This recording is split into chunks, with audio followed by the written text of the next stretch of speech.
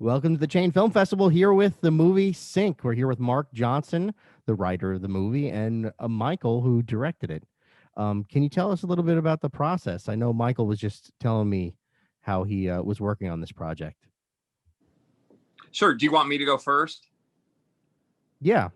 Okay. Well, Mark and I had worked before on another film, and we hadn't done it for a few years. We both teach at the same high school in Houston, and so we wanted to do something. We knew that we wanted to do a project that it was kind of based on our experience with students and what we knew from them, and so that was the impetus. That was the original idea for the story, and then Mark, as with our other project, wrote it. And then we got together, as he said, he produced it, which means, paid for a lot of the sets and spent a lot of money.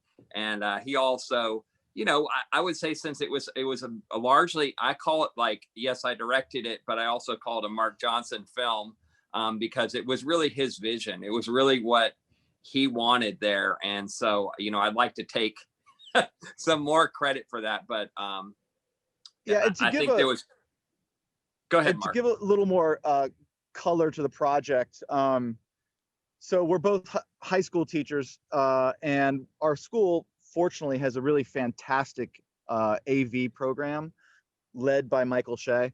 And so we love making movies, and we found ourselves in the situation where we had a small group of students that we just thought were awesome, very talented, great to work with, super hardworking. And we just decided together, while we have these kids, let's have a project. Let's do a project with them. So we did kind of an off the books special project.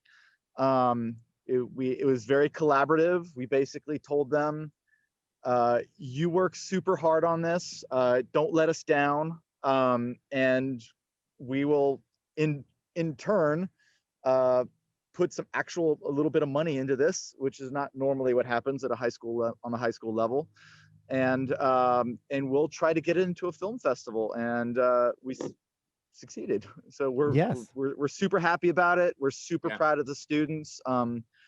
They really killed themselves working on this, so within the context of normal high school life. So it's unusual, I think, for high school teachers and students to be able to do something as ambitious as we felt this was.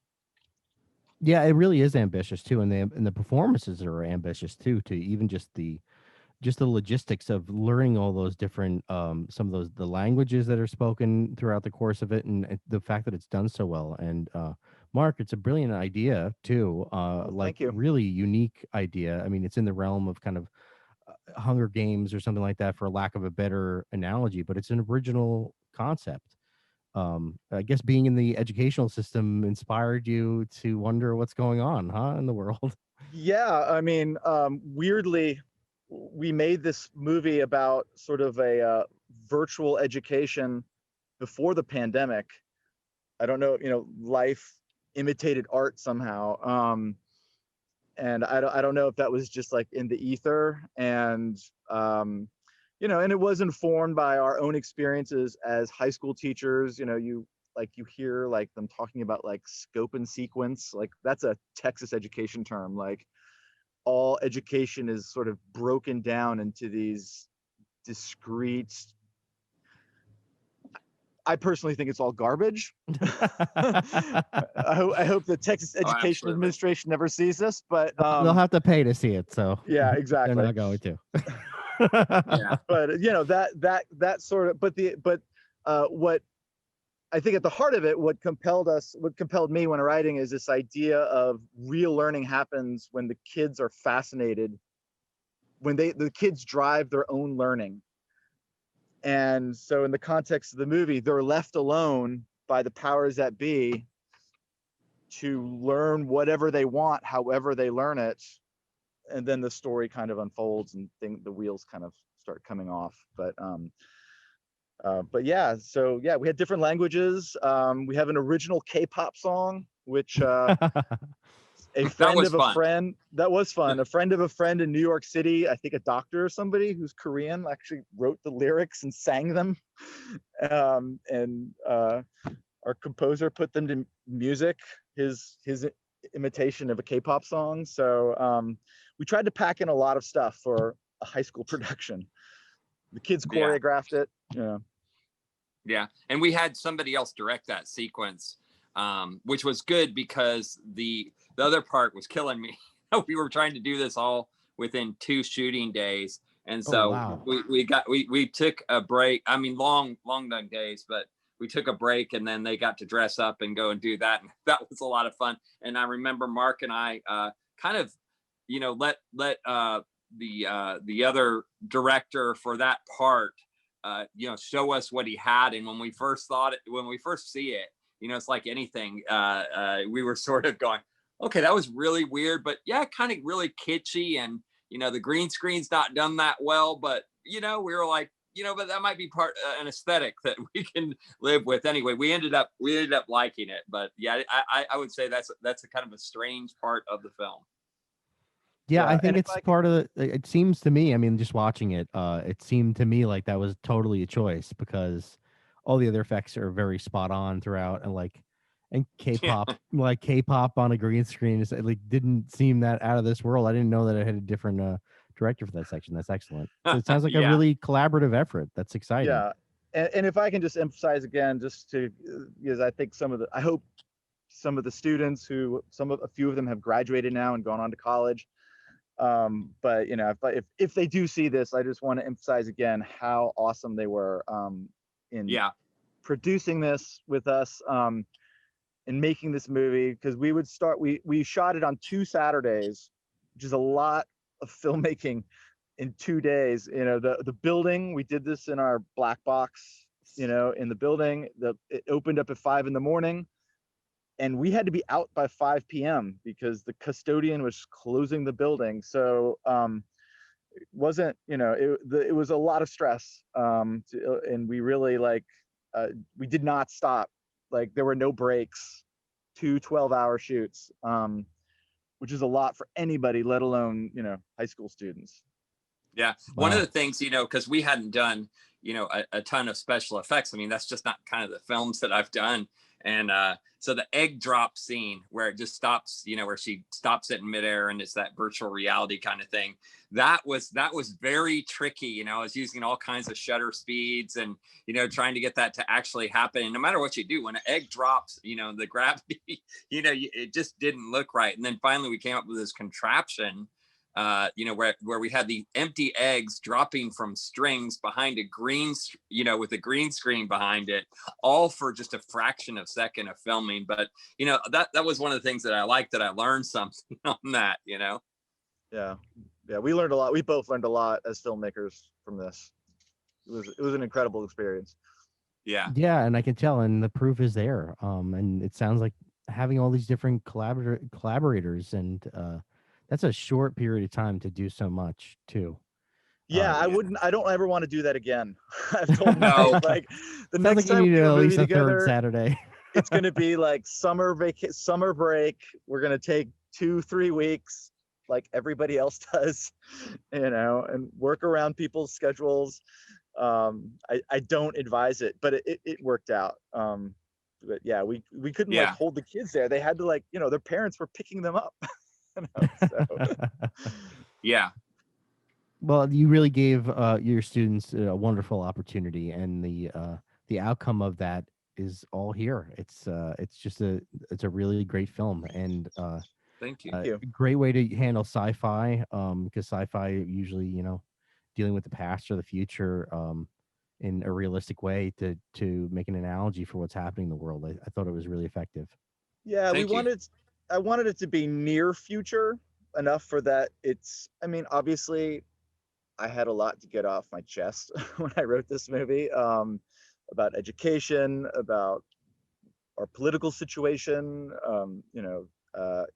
Texas experiences, the experiences of our students of color, so I tried to pack a lot in there, and that was part of I mean, we kind of set ourselves a high bar. I never knew. I mean, I always hoped it would be successful to like, to ask a lot of the viewer, because I think it's a very, I don't know, maybe you can tell me, like, were you able to Yeah, follow the story? yeah, of course. Yeah, yeah. And it's the way it unfolds is wonderful. Yeah. That Oh, thank you you. kind of go in blind and you figure out as you go along, okay, this is what's happening here.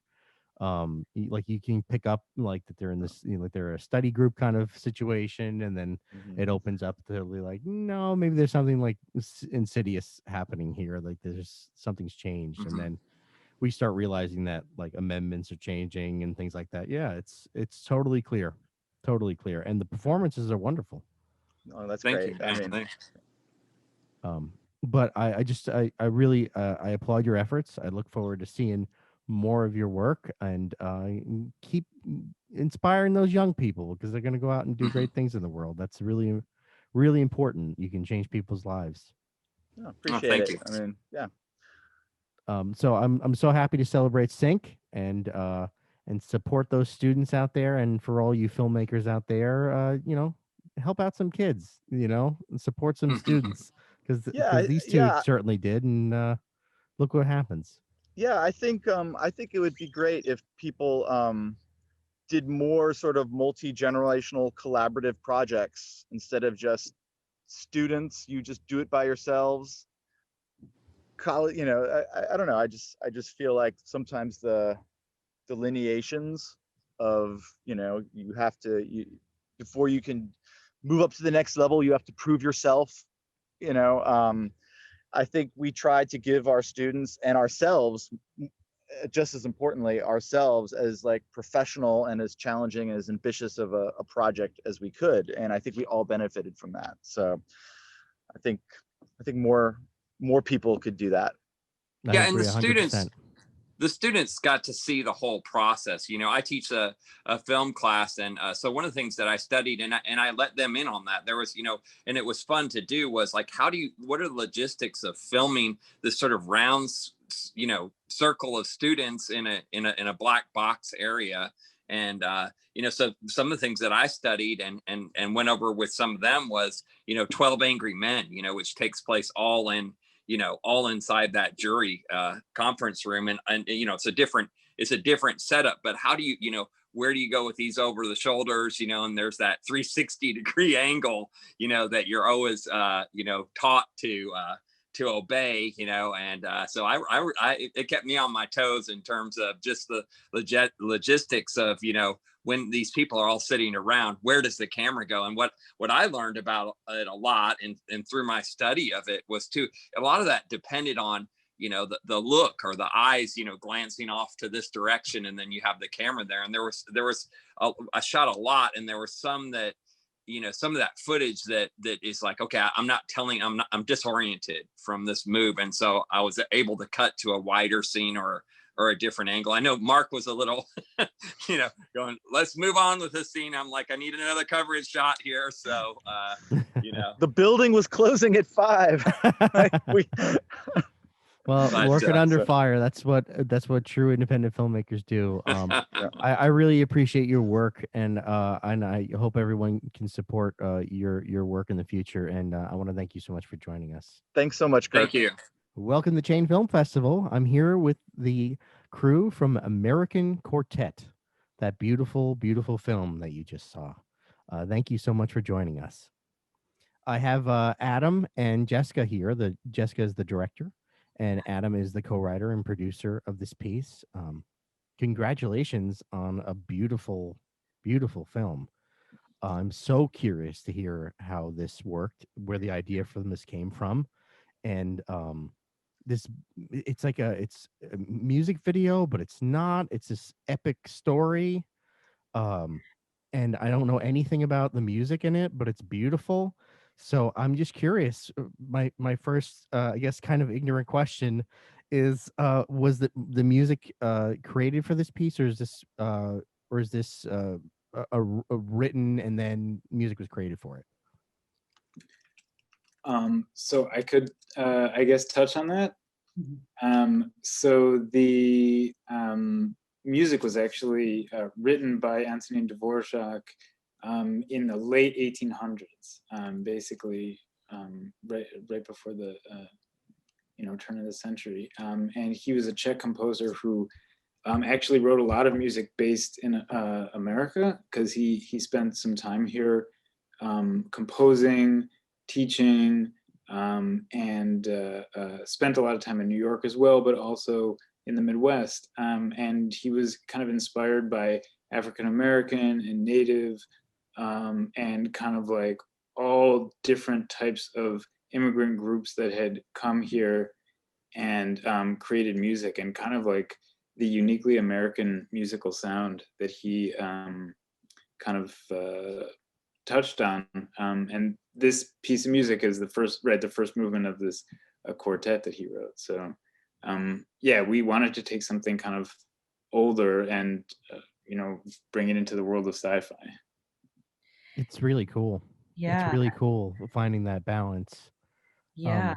It's an interesting, because it's part of a larger series for Film Melodic of taking this classical music and telling a sort of contemporary story with it. And that was an exciting challenge for me as a director, that there's no text, but the music is the text in a way. So it started there, and of course there was a very full and beautiful and complex script with 4 storylines, but knowing that the music is really doing the talking. Mhm.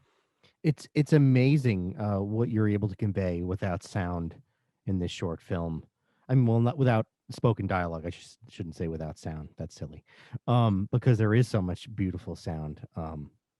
I'm also curious of the process of deciding the look of this film, Mm. too, of this soon to be future. That's not too far away. And how you decided to shoot it like this, because it's just beautiful. Thank you. Yeah, I'll speak a little bit on that. Yeah, I think it's the future, but it's a not too distant future. I think that was the challenge, that we wanted it to feel like a small town America that's not super technological. At the same time, there is this technology of the diary that can do so much. So I think it was an interesting balance of wanting to make it relatable, that it could happen today, but it also could happen in a very near future. So that intersection of what is sort of classic small town America and what is a really possible future, that was a challenge, but yeah, I feel like we we were able to accomplish that. Adam, do you want to add anything to that? Yeah, definitely. I mean, I would say we were, yeah, like Jessica said, we were really looking for kind of that old, kind of timeless American look that you see in a lot of paintings, like from the time that Dvorak was composing. And I really have to kind of give a shout out to our director of photography, Nona, who really brought this to life. And she's also a painter and visual artist. So she did a lot of the concept art for the film during the fundraising process and during this like storyboarding. And yeah, like it really came together way better than I could have possibly imagined. And just that kind of look with the lighting, especially in the town hall, kind of was meant to echo a lot of the kind of like classic American paintings of like founding fathers and that type of stuff, but with a like totally new setting and totally new cast of characters, and to kind of take ownership of that American aesthetic. Yeah, I mean, what immediately struck me too was how things haven't changed in a lot of the country. You know, when you travel and you go to different places in this country, it's been that way as long as we can remember, kind of, or even see in books or in photographs, and it's still going to be there, probably after me. So telling one of those stories this way, and but what was striking about it was the diversity too in this cast, of putting a diverse cast in that setting and then having it kind of explode. And I was curious if it was the music that struck you to try and tell that kind of a story, or if it was just like you were telling that story and you found the piece. Well, I mean, the piece was the beginning of it. Honestly, just speaking as one of the writers, I have to say, like, we always, the process is always starts with the music, and we listen to it a couple hundred times and start to think about like what stories are here, what story is the music telling emotionally, and then we start to figure out what characters could work within a story that it's kind of the reverse of what the normal writing process would be, where you kind of plot out your story in advance and then come up with the score, etc. So we had these emotional beats and like time markers already in there. And I think, yeah, I mean, regarding diversity of the casting, we felt like we just wanted the film to feel like America would look in 2037, really. And so that's really what was behind it. I know Jessica can probably speak to that as well, because she was more heavily involved with the casting. But Yeah, and I think the story itself is about otherness. It's about the intersection of what America is today and has been and will be, and the problem with that threat of what happens when America starts to look like what it really is, and people see that. So that intersection of culture or identities, and that being the main tension of this quartet, like that is the essence. That is the essence of the piece, and that's the essence of the story that Adam wrote. So that is actually, yeah, the core of the story. That feeling like there's someone that doesn't look like most people in this town, is a threat, and that's very unfortunately that's a very American and actually quite universal story of the outsider feeling like a threat, unfortunately. Yeah, I mean, it's certainly been a time for learning, I think, for every nation as nationalism is kind of sweeping the globe. And it really struck me in this piece of I thought it was a brilliant idea, and it's brilliantly executed too. And those two things don't always happen together, but it really does in this. And it's so hard to orchestrate what you managed to do in this you buying this near future for an independent film, and then it's essentially the actors are in a silent film. And now, were you playing the music on set as well, so they knew the time markers, or you just did that in the editing process? Well, I had Adam had and I we worked really closely. He had a good idea of the text being the music of what the timing was. So I had studied it quite a bit, but my goal was that the actors didn't have to worry about the timing. That was actually really important to me, because then they would be thinking about, oh, this has to be 1.4 seconds, or this has to be. So it was just about finding the moment, spending a lot of time in rehearsal, and then getting it tighter and tighter and tighter on set, so that we would have options. And then, yeah, it was quite the editing process was tough. It was tough. So many great moments to cut out, but we got a lot of great work from them. But yeah, no, they knew the music, and it was in and a lot of us are musicians, even Oh, Adam, cool. me, I'm a musician as well, violinist. So we in addition to being filmmakers, we're also musicians. So it's in us. We understand it in our being. But yeah, it wasn't part of the set, so they could just be in the moment. I really think that great dialogue and great storytelling is a kind of music. And I've often, just as a personally as an artist, have run into situations where they're like, "Are you a musician?" I'm like, "No," but because I speak in musical terms about everything.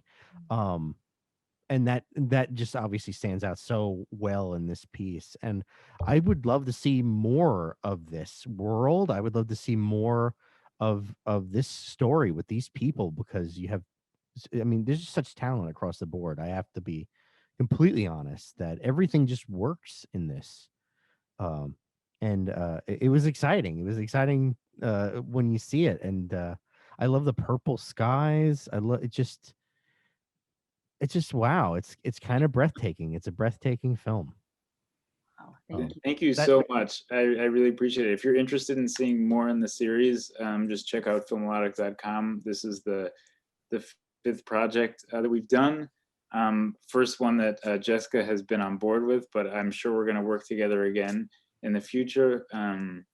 But yeah, the series basically started in 2011, and I would say this is our most ambitious project yet. This was the only one that we didn't shoot in New York City. And I think as a result, we were able to get very close as kind of a family of the cast and crew. We're all staying in the same hostel. We're all like, eating.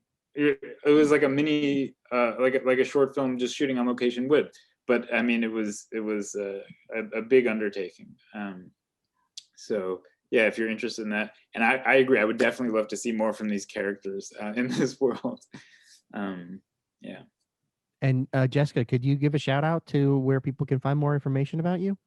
Yeah. So I'm a director of many things, and so I'm so excited to be directing this film. I'm mostly a theater director doing plays and dance theater, and my you could learn more about my work on my website at www.jessicaprudencio.com.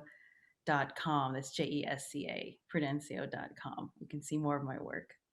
Well, I love to see this, and I can't wait to see more. I want to thank you both so much for joining us with this beautiful film. Go check out those websites and support wherever you can because we want to see more of this. You know you do. You just saw it and you want to see more of it. Thanks for Thank you coming. so much, Kirk. Really appreciate it. Thank you. I'm here with Matthew Q and Jason Lee. Lie, yes. I was right the first time. Awesome. Yeah. Why did I guess it? Why did I don't trust myself? Go with your But, gut instinct, right? I know, right? They're here with the film Addiction, which you just saw. I love this film. I think it's awesome, and I think it works on so many different levels. Working with this idea of how many movies that I've seen that people like enter the video game. What does the video game mean to them? And I think that you found kind of a unique take to that. Can we talk about the writing and directing of this piece and the genesis of where it came from? Yeah, of course. Well, first off, we were glad you enjoyed the film. It was really like kind of I was just kind of drawing experiences from real life a little bit. Obviously, it's not like it's definitely fiction story, but definitely a lot of it come from my actual experience. And I just think like I mean the essential message is not just about video games, but I think like it's really just focuses on the potential harm of being addicted to something, and then the potential of getting into like more trouble after being addicted to something. As you've seen in the film, he transitioned from being addicted to video games straight up to doing hardcore drugs. So I think like just being addicted is bad, I guess, is like the main message I try to deliver. Yeah, I totally see that. And like that addictive personality idea, even though the title is addiction, you kind of start watching it and you're not thinking about that. And you're like, oh no, wait, this is just part of this person's personality. It's not unique to video games. It's the way it's gonna keep going. If you take one thing away, it'll be replaced by another. Right. I think that's really, really cool. Yeah. And I think that when Matthew and I were talking, his idea was, there's so many things, even during COVID right now, it's so easy to get addicted to this, right? And I think it can start with one thing, but it can be the gateway drug to other things. So I think as Matthew and I were talking, his idea was like, hey, let's try to symbolize it and let's try to write into that and really get people to think is what Matthew was trying to do too. Yeah, and I think that the execution of what you do, bringing that character into the video game is really cool. I also like as a Mortal Kombat fan was like, I feel like they're moving like the video game. Like there's really like if you know it, you can see it and you can hear it. Can you talk about the recreation of that? Yeah, I definitely took notes like while I was playing the video game. I think the fight scene was actually one of the highlights of the whole shoot because I got to kind of like see kind of order them fight each other, and then I definitely like applied some of the stuff I see in the video game and then just added to like the fight scene to make it like just as like realistic as possible. And on one of the scenes, I don't know if you remember, Matthew, we were shot at night, and then Matthew gave the note of like, okay, let's just on this last one, let's go for it. And then he gave that note, and then the two actors, they went for it, and they broke one of the like wooden panels. Oh, and yeah. then as a producer, I was freaking out. I was like, oh my gosh, we're gonna go over budget now. So I didn't know what we had to pay, but it was exciting too. Sacrifice for art. We broke some controllers too during the I'm not gonna lie. I saw the was a PS2. Obviously, was that? I think PS4, right? Was it PS4 controller? Yeah, we got the controllers. It was the PS4 controllers. Yeah. Oh, okay. I thought it was an older generation because I was like, something's gonna happen with that controller. They're gonna destroy it. I just maybe he was playing one. Yeah. I think it might have.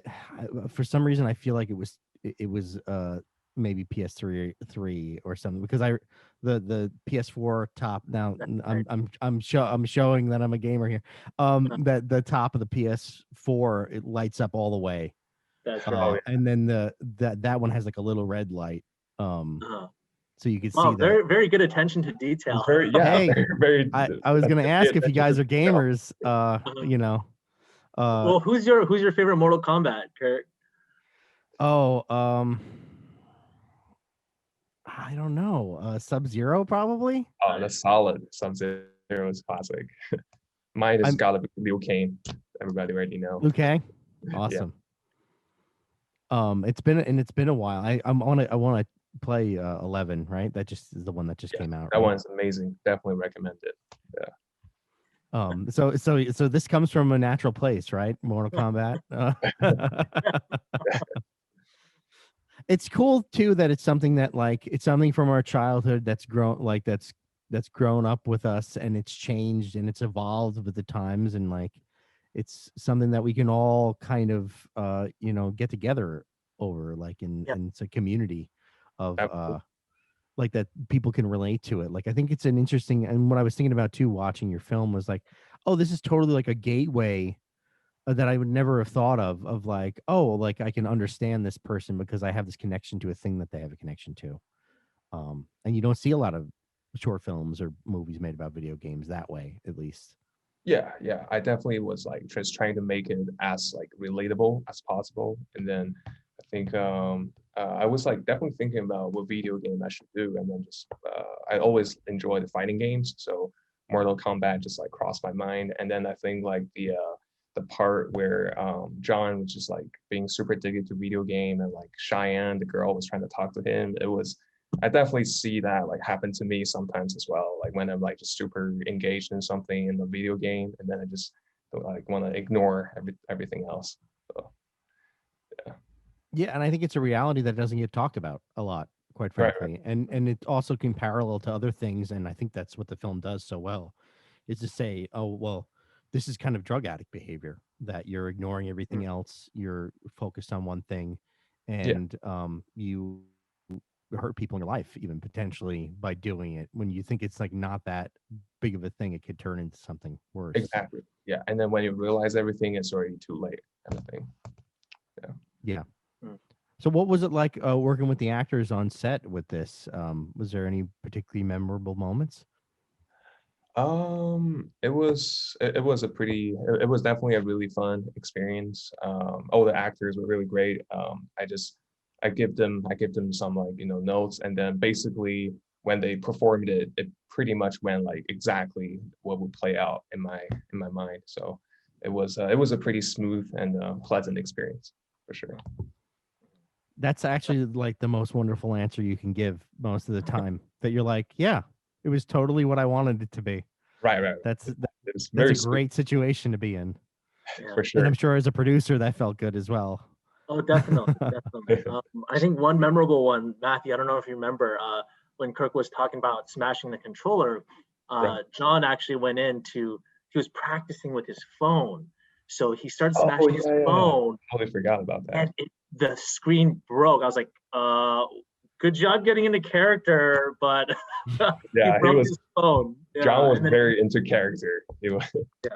Oh So we're like, no. okay, Yeah, let's that was let's roll on that. Let's roll on those emotions right now. yeah. He was really upset. I could tell in that scene. That is very upsetting, and it was smart for you to use that to your advantage as a director and producer to get rolling right away. For sure.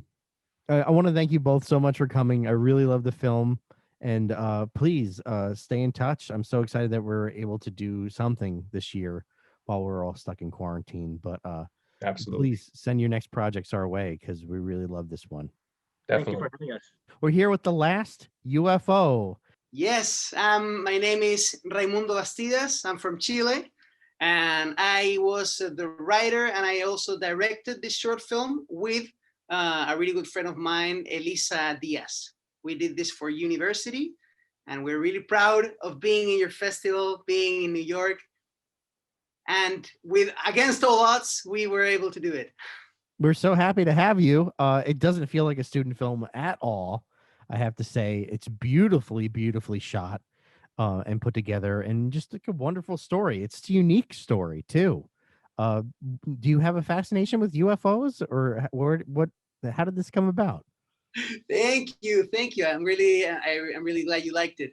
Actually, it was really funny. The idea just came to me one day. I was talking to one of my teachers in uni, and he was telling me about this UFO TV show that he had made in the 90s. And there was a particular episode where he told me that there was this office where they used to investigate aliens, and I found so fascinating and weird at the same time that there was like an office in Chile. There's like a country that's really small, and I thought this office must be like really low budget, you know. So I thought, I think there's a story in this place. And then I was thinking about what can the story be about. I was and it just came to me like ideas, just they just appear. It's great. It's so great to have this kind of a relationship film. It's a unique relationship where so many short films are about couples, but a story of a work friendship, which you don't get to see as often, and it's a really important part of all of our lives. So to have this unique idea of like a UFO office, and then that relationship that they all have with one another. How did you develop these characters, and who would work in this UFO office of all things? Actually, it was quite fun because we did a little bit of research. So when we went to the actual office that exists, and we met with three different people that were working there, and they were quite unique. So there was this guy that was super methodic, and he didn't believe that much in UFOs. So he was the inspiration for this main character. He was there just for the money. He was a guy working there. He didn't believe anything. He was like laughing at people like, oh, this is a plane. There's no way UFOs exist. But he's working there, like he's been working there for like 6 years. And there was this other guy who was really into UFOs. But he was also really methodic. Like he wouldn't believe anything, right? Like he told us like there's only like 1% of the cases that we can't explain, and he showed us some material. So after meeting those two guys, we kind of thought that this idea of the believers against the non-believers was interesting. And yeah, but I also, I mean, I always liked this. I think in comedy it's really interesting to contrast characters. So building these characters in the office, they are so different between each other. You have this guy who's an unbeliever. You have this woman who's the only woman in the office because you have to see that this is an institution with a lot of males. We wanted to put more females, but then my co-director, she said like, but it's not actually the truth. I mean, we can also show a little bit of truth here. Like there's almost no woman working here in this environment. So we wanted to empower her. Like she's the one who's the most strict because she has to prove more than the others, you know. There was this guy who came up, this super nerdy guy, Raul, who's like always like a dumb guy. I don't know, building the dynamics was one of the more interesting parts of doing this story, definitely. It's so cool to see something. The exciting thing for us at the festival of seeing new things is that, like, uh who would have ever thought of this before? Like, it just wasn't, it was such a unique idea, and I'm so happy to have it. And it's really great that you went and actually did the research. I mean, listen to that, filmmakers and audience went, did the research, learned something new, created out of it. Like, this is the kind of filmmakers that we love to showcase and to have. um can you talk about the set and the work process a little bit? So was this with your class that created this, or was this just you went on your own as a student film to do it? So in the university, we have this project, we have different workshops, and this was the semester of fiction. So we have like 12 people in the workshop, and everyone has like to come up with an idea and present it to the people, and they select 6 ideas. So my idea was selected, and then you can pick what partner who you want to work with. Um, Elisa Diaz, the co-director, we had a really good relationship because I was more of the storytelling guy. I was reading to the script, I had the idea, but she has a really unique, she brought all the visuals that you saw, she had this unique thoughts about how we would film it, the art of it. We wanted, because we thought that, especially in Chile, sometimes comedy, like the scripts are good, but the filmmakers are not that into like making it look beautiful. It's just like about the script, and we wanted to fight that. We wanted to show a beautiful comedy as well. So yeah, it was crazy. We shot the short film in 2 days. There were a lot of locations, so it was quite challenging. And we also had an amazing cast. The actors were really into the project. They're They brought wonderful. ideas, they brought jokes to the short films. There's a little bit of improvisation that you can see there. So yeah, and it was our first fiction film, and we're really proud of it, because, well, we have been pretty well received. It's a wonderful collaboration that you have there. I hope that you continue to work together, because it really is something, that mixture of exactly what you were talking about. It comes across so well. Um, Great. Thank you. Yeah. and have you been working on anything else since, or are you still in school? We are just I just finished school last semester. Um, I haven't done any short film, new short film, but I was actually shooting a long film with my family, because I'm from a family of actors. So my dad is an actor, and he's also a screenwriter. My sister is an actress and a screenwriter as well.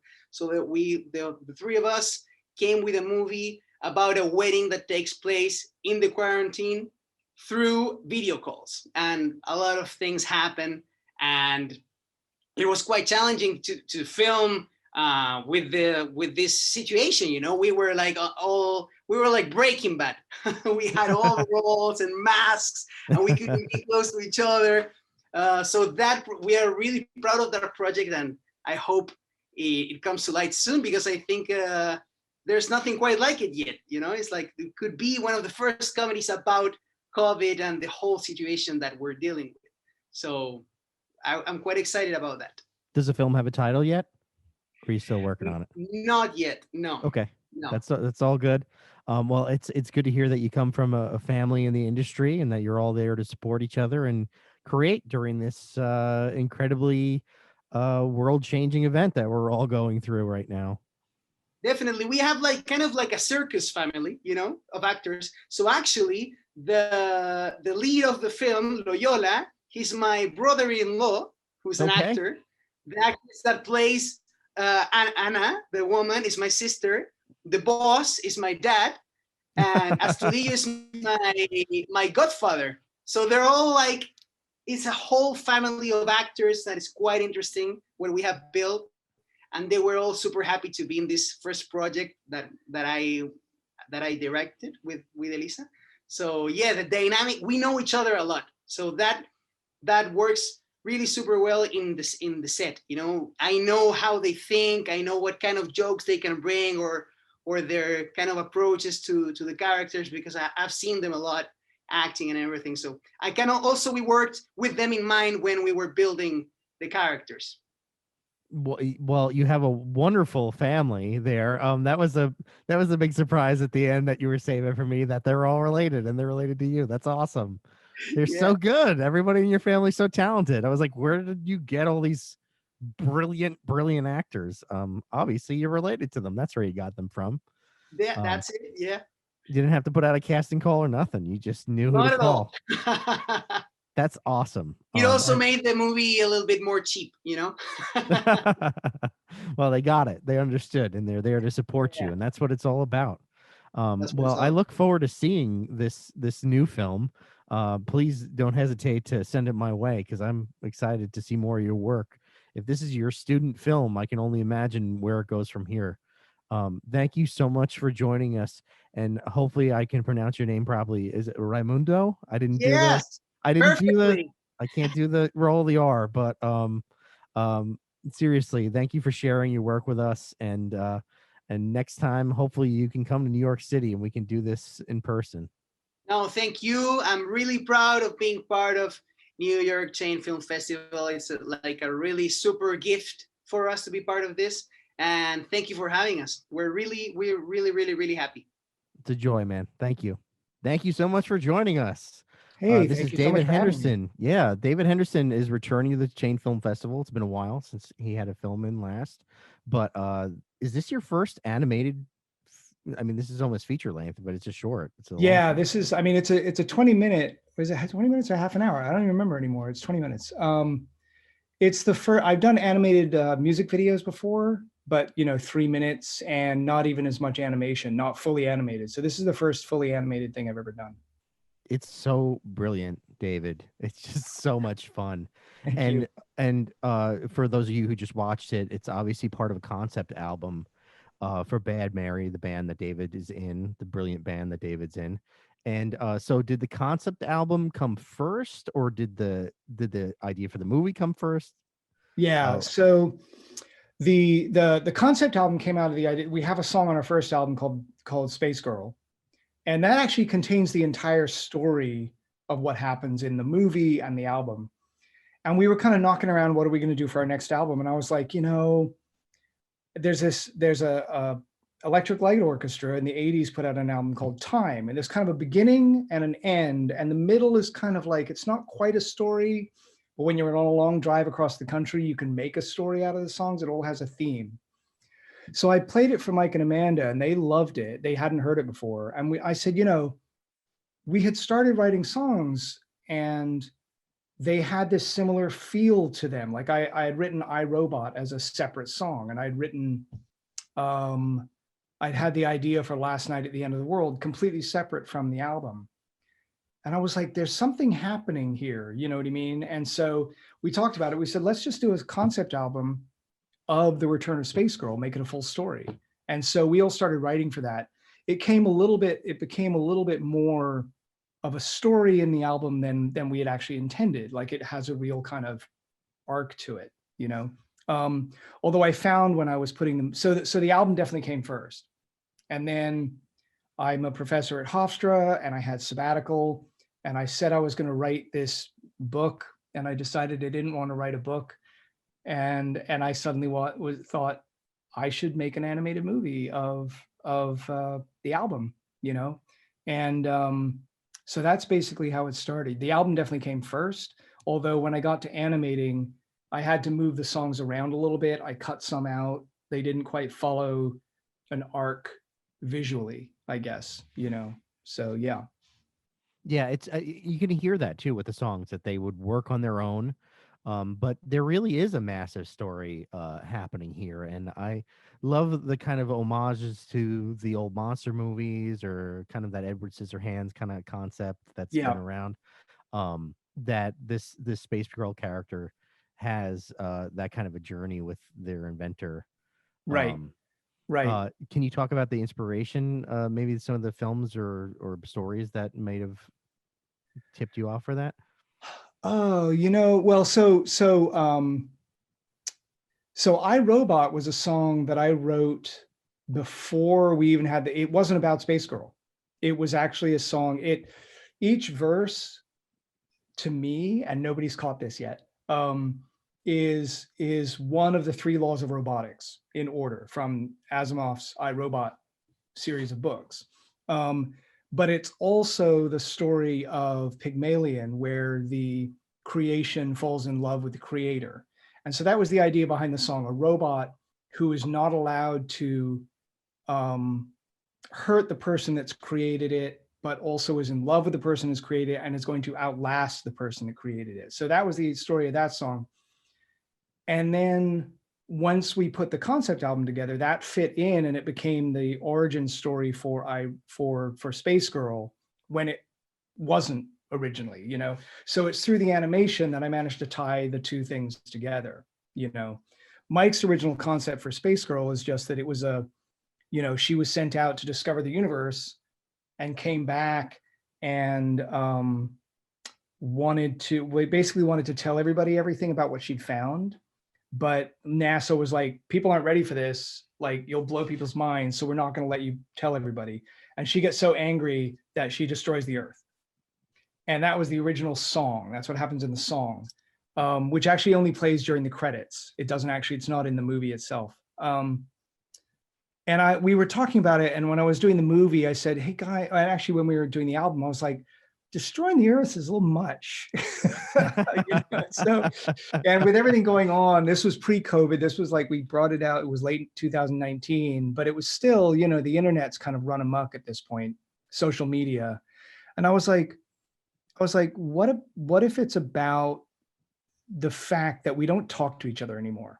That nobody's talking to each other, and that she sees this and basically destroys the internet or social media as her revenge, so that we'll talk to each other. And so that was the theme that I really brought out in the movie. There's characters in the movie that aren't even in the album, like the two main characters in the movie, Farouk and Madeline, who you never actually know their names. I know their names because I had to tag them something. But they're not in the album at all. They're just visually in the movie, kind of telling the story of two people who never quite connect, even though, like, on that subway scene, they're sitting right next to each other. They're talking about the same thing, but they're on their phones, and then they leave and separate. And so they finally connect at the very, very end, yeah, so that was kind of, I don't know. I don't even remember what the question was. That was the journey. No, of the album. it's beautiful because, like, and also I personally related to it too, because I think a lot, I keep finding that I keep forgetting that I choose theater pieces to work on or projects to work on that are ultimately just about communication.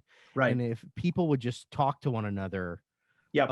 And it doesn't matter when it was written. Usually I wind up honing in on these things, and then I start working on it and I go, oh, wait, none of these people are listening to one another. Yeah. It just keeps happening over and over again. Yeah. And I found it really beautiful in this. And it didn't feel heavy-handed in the way that like a documentary or something would about this. I thought there's a real beauty to the fact of like what our brains being fried by our phones would look like. And it just looks beautiful too. I have to say, like the art, like I'm so excited when, you keep working with people over time and they keep stretching themselves and like trying new concepts. And it's like, it's just amazing, David. It's just so cool. It's funny because I had no idea what I was doing. I had no idea what I was getting into. I was like, it'll take a couple of months and then I'll have some time off. There's a sequence right at the very beginning. It was the first thing that I worked on actually before I did the actual opening, where the camera zooms in on Farouk in what's known as the Blue Room in NASA. And the great thing, one of the inspirations for this also is NASA has made their entire image library public. You can just use it. And so all the interiors of NASA, exteriors, all that stuff, that was all just from NASA. Thanks very much. And I was working on this. It's one little clip where the camera zooms in on him, where the computer's flashing red, like something's on our radar, right? That took me 2 weeks. Wow. And it's about I know. I knew it when I looked at it. I was like, oh God, every It's a- second of this. it's about 1 second. And I was like, I'm not, oh my God, right? Obviously I got faster, but I was learning the programs that I was using as I was going. You know, I mostly use After Effects to animate the whole thing. But I was drawing on my iPad in Procreate and then moving that into Photoshop, and then from Photoshop into After Effects, and then from After Effects, the whole movie was compiled in Final Cut. Wow. So it was 4-stage process for the characters. For the backgrounds, it was basically pretty much Photoshop, After Effects, and then Final Cut. Yeah. What a process. What a process animation Crazy. is. Where there's Crazy. nothing like it too. It's Yeah, just, it's yeah, so cool. yeah. So I highly recommend everybody on here not only enjoying this film, but going and checking out Bad Mary online. And where can we find more information about the band?